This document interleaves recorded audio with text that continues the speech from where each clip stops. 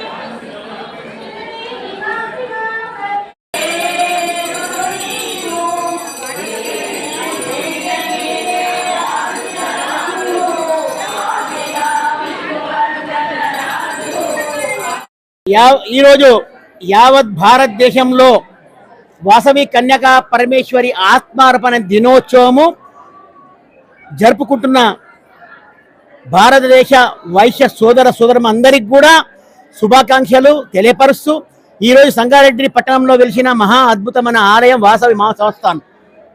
ఈ వాసవి మహాసంస్థానంలో లక్ష్మీ గణపతి, ఉమారామలింగేశ్వరుడు, వాసవి కన్యకా పరమేశ్వరి ఈ ముగ్గురు దేవుళ్ళ కలయిక శ్రీ శ్రీ శ్రీ మహేశ్వర శర్మ సిద్ధాంతి గారు, అలాగే శ్రీ శ్రీ శ్రీ మాధవానంద సరస్వతి స్వామి యొక్క పూర్తి యొక్క పర్యవేక్షణలో ఇద్దరు గురువర్యుల యొక్క అనుగ్రహంచే ఈ ఆలయం నిర్మాణం చేపట్టది.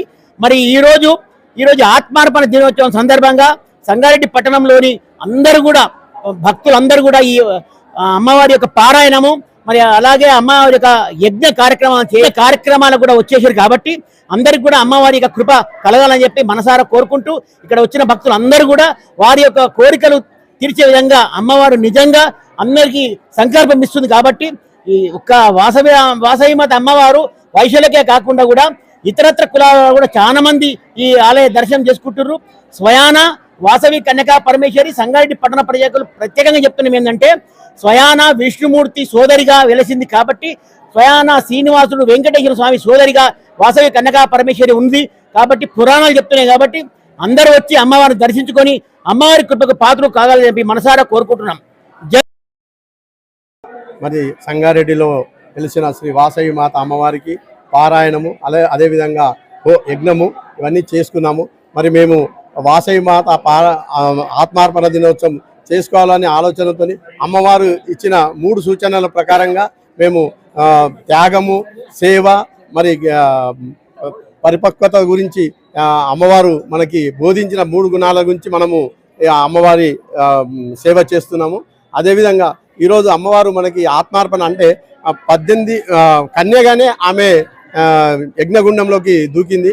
మరి ఆమె యొక్క శీలత దాని గురించి మరి మనం నిజ జీవితంలో ఎలా ఉండాలి అనే మార్గదర్శనంతో అమ్మవారు ఆ విధంగా ఆత్మార్పణం చేసింది. ఆ రోజు 102 గోత్రికులు కూడా యజ్ఞగుండంలో దూకినారు. వారంతా ఆర్యవైశ్యులుగాను, మిగతా 700 మందికి వైశ్యులుగా మాత్రమే గుర్తించినారు.